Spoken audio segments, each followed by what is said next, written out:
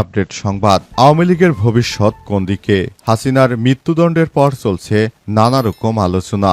আওয়ামী লীগ সভানেত্রী শেখ হাসিনার মৃত্যুদণ্ডের পর দলটির ভবিষ্যৎ রাজনীতি কি হবে, দেশের রাজনীতিতে এ নিয়ে চলছে চুলচেরা বিশ্লেষণ। দলটির সমর্থকদের পাশাপাশি সুধী সমাজের মধ্যে প্রশ্ন উঠতে শুরু করেছে আওয়ামী লীগের ভবিষ্যৎ অন্ধকার। আওয়ামী লীগের নেতৃত্ব কার হাতে থাকবে সে বিষয়টি নিয়ে চলছে নানা রকম জল্পনা কল্পনা। অনেকেই বলছেন নারায়ণগঞ্জের সাবেক মেয়র আইভীকে দেয়া হতে পারে দলের দায়িত্ব, আবার কেউ বলছেন সাবের হোসেন চৌধুরী পেতে পারেন দায়িত্ব, কেউ বা বলছেন আগামীতে সাবেক স্পিকার শিরীন শারমিন চৌধুরী দলের প্রধান নেতৃত্বের দায়িত্ব পালন করতে পারেন। অবস্থায় শেখ হাসিনা না থাকায় আওয়ামী লীগের ভবিষ্যৎ অন্ধকারে পড়েছে। এরপর জানাবো হাসিনাকে ফিরে আনতে মূল ভরসা ইন্টারপোল। বন্দি প্রত্যর্পণ চুক্তি অনুযায়ী সম্ভাবনা খুবই কম। ছাত্র জনতার গণ অভ্যুত্থানে ক্ষমতাচ্যুত আন্তর্জাতিক অপরাধ ট্রাইব্যুনালে মৃত্যুদণ্ডপ্রাপ্ত সাবেক প্রধানমন্ত্রী শেখ হাসিনাকে ভারত থেকে ফিরে আনতে মূল ভরসা ইন্টারপোল। পুলিশের এই আন্তর্জাতিক সংস্থাকে ইতিমধ্যেই 2 দফা চিঠি দিয়েছে সরকার, কিন্তু এখনো কোনো সাড়া পাওয়া যাচ্ছে না। এদিকে কারাগারে অসুস্থ হয়ে আওয়ামী লীগ নেতার ঢাকা মেডিকেল কলেজ হাসপাতালে মৃত্যু। গাজীপুরের কেন্দ্র কারাগার কাশিমপুর হাই সিকিউরিটি কারাগারে মুরাদ হোসেন 65 নামের এক আওয়ামী লীগ নেতা অসুস্থ হয়ে মঙ্গলবার বিকাল 4টার দিকে অচেতন অবস্থায় কারা কর্তৃপক্ষ ঢাকা মেডিকেল কলেজ হাসপাতাল ঢামেকে নিলে দায়িত্বরত চিকিৎসক তাকে মৃত ঘোষণা করেন। ঢামেক হাসপাতালের পুলিশ ফাঁড়ির ইনচার্জ পরিদর্শক মোহাম্মদ ফারুক তার মৃত্যুর বিষয়টি নিশ্চিত করেছেন।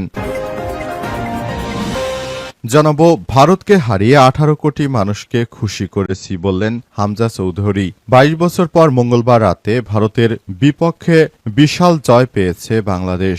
2003 সালের পর এই প্রথম বাংলাদেশ 2025 সালে ভারতের জাতীয় ফুটবল দলকে হারিয়েছে। দীর্ঘ অপেক্ষার পর দেশের 18 কোটি মানুষকে খুশি করতে পেরে উচ্ছ্বাসিত দেশের প্রতিটি মানুষ। এবং সর্বশেষ জানাবো পটুয়াখালী 3 আসনে নির্বাচনের ঘোষণা দিলেন ভিপি নূর। গণ অধিকার পরিষদের সভাপতি ডাকসুর সাবেক ভিপি নুরুল হক নূর আগামী জাতীয় সংসদ নির্বাচনে পটুয়াখালী 3 দশমিনা গলাচিপা আসন থেকে প্রার্থী হওয়ার ঘোষণা দিয়েছেন। আজ দশমিনা উপজেলায় গণ অধিকার পরিষদের আয়োজনে এক জনসভায় তিনি গণ অধিকার পরিষদের প্রার্থী হিসেবে ট্রাক মার্কা নিয়ে তিনি এ আসনে প্রতিদ্বন্দ্বিতা করবেন। এ সময় তিনি সবার সহযোগিতা কামনা করেছেন। আর এই আসনে বিএনপি থেকে এখনো কোনো ব্যক্তিকে প্রার্থী দেয়া হয়নি। সম্ভবত এখানে জোট থেকে প্রার্থী অর্থাৎ ভিপি নূরকে বিএনপির পক্ষ থেকে মনোনয়ন দেয়া হতে পারে। প্রিয় দর্শক, এতক্ষণ শুনছিলেন সংবাদ শিরোনাম, এবারে বিস্তারিত। তবে তার আগে বন্ধুরা অনুরোধ থাকবে এই সংবাদটিতে একটি লাইক দিন। এই চ্যানেলে আপনি নতুন হয়ে থাকলে আমাদের সংবাদটি দেখতে দেখতে চ্যানেলটি সাবস্ক্রাইব করে রাখুন। কমেন্ট করে বন্ধুরা আপনার মূল্যবান মতামত জানিয়ে দিন। আপনি বিশ্বের কোন দেশ থেকে বা বাংলাদেশের কোন স্থান থেকে আমাদের সংবাদটি দেখছেন এবং শুনছেন। আর বন্ধুরা সংবাদটি আপনার সোশ্যাল মিডিয়া ফেসবুকে শেয়ার করে বন্ধুদেরও দেখার সুযোগ করে দিন। গাজা যুদ্ধে আপনি যদি নিরীহ ফিলিস্তিনিদের ভালোবেসে থাকেন কমেন্টে ইয়েস লিখে বিশ্ববাসীকে জানিয়ে দিন। এবারে বিস্তারিত। আওয়ামী লীগের ভবিষ্যৎ কোন দিকে? শেখ হাসিনার মৃত্যুদণ্ডের পর চলছে নানা রকম আলোচনা। আওয়ামী লীগের সভানেত্রী শেখ হাসিনার মৃত্যুদণ্ডের পর দলটির ভবিষ্যৎ রাজনীতি কি হবে, দেশের রাজনীতিতে এখন এ নিয়ে চলছে চুলচেরা বিশ্লেষণ। দলটির সমর্থকদের পাশাপাশি সুধী সমাজের মধ্যে প্রশ্ন উঠতে শুরু করেছে আওয়ামী লীগের ভবিষ্যৎ কি, দলটি কি টিকে থাকবে, থাকলে তার নেতৃত্বে কে তাকে নেতৃত্ব দেবে সেই প্রশ্ন সামনে আসতে শুরু করেছে। বলা হচ্ছে শেখ হাসিনার রাজনৈতিক মৃত্যু ঘটেছে কারণ শেখ হাসিনার মৃত্যুদণ্ডের বিষয়টি নিয়ে আওয়ামী লীগ যাই বলুক না কেন এটাই এখন বাস্তবতা। বাংলাদেশের বিদ্যমান আইন কানুন মেনেই এই বিচার সম্পন্ন হয়েছে। যদিও ভারতে পলাতক থাকায় হাসিনার মৃত্যুদণ্ড কার্যকর হওয়ার পথে অনেক বাধা রয়েছে, কিন্তু দলটির রাজনীতির কার নেতৃত্বে চলবে নাকি এখন দুর্বল হয়ে পড়বে সে প্রশ্নে নানা রকম আলোচনা জল্পনা কল্পনার ডালপালা মেলতে শুরু করেছে। কেউ বলছেন সাবেক স্পিকার শিরীন শারমিন চৌধুরীকে দেওয়া হতে পারে আপৎকালীন নেতৃত্ব, পাশাপাশি দ্বিতীয় প্রধান ব্যক্তি হিসেবে কেউ কেউ এমপি সাবের হোসেন চৌধুরীর নাম নিয়ে রাজনীতিতে আলোচনায় আছেন। এর বাইরে কেউ কেউ কারাগারে থাকা নারায়ণগঞ্জ সিটি কর্পোরেশনের সাবেক মেয়র সেলিনা হায়াত আইভীর কথা বলছেন। তবে এসব কিছু ভারতে পালিয়ে থাকা আওয়ামী লীগের প্রধান শেখ হাসিনার উপর নির্ভর করছে। তিনি সবুজ সংকেত দিলে দলের সামনে আসতে পারে এবং নতুন কেউ দিতে পারে নেতৃত্ব। তবে তিনি হাসিনার মতো জনপ্রিয় হবেন কিনা সেটা বলা যাচ্ছে না।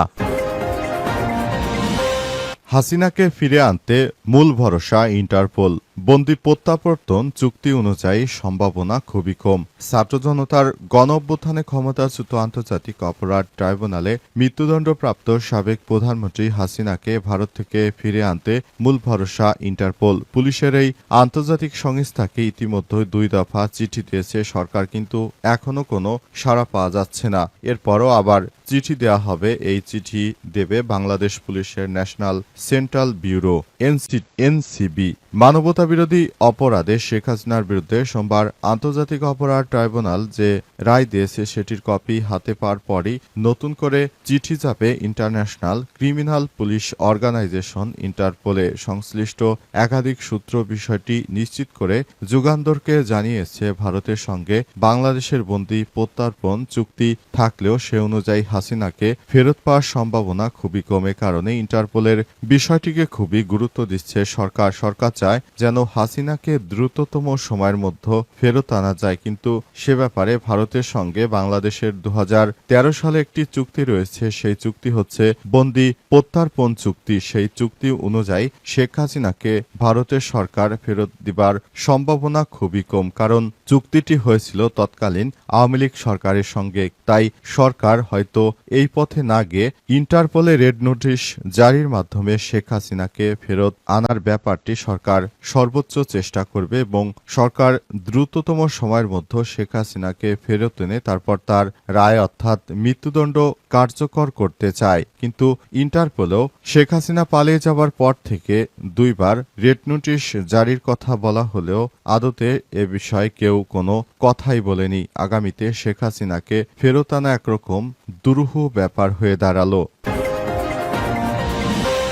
কারাগারে অসুস্থ আওয়ামী লীগ নেতার ঢামেকে মৃত্যু।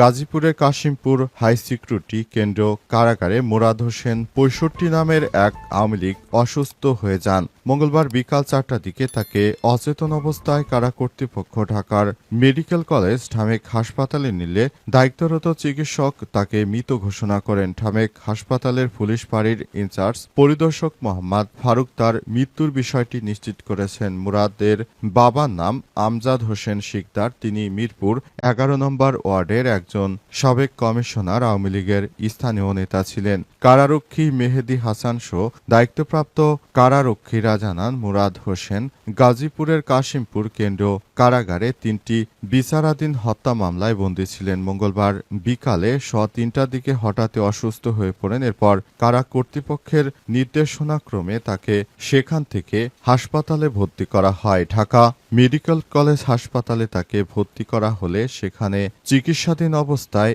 এই নেতা মারা গেছেন। দীর্ঘদিন ধরে তিনি শেখ হাসিনা পালিয়ে যাওয়ার পরই সেনাবাহিনীর হাতে ধরা পড়েন এবং দীর্ঘদিন ধরে তিনি বাংলাদেশের কেন্দ্রীয় কারাগার গাজীপুর কেন্দ্রীয় কারাগারে তিনি বন্দী ছিলেন এবং সেখানে বন্দী থাকাকালীন তিনি জামিনের জন্য বেশ কয়েকবার আবেদনও করেছিলেন। তবে বিচারকরা শুনানি শেষে তার জামিন নামঞ্জুর করে। অবশেষে তিনি চিরতরে জামিন পেয়ে মুক্তি পেয়ে গেলেন।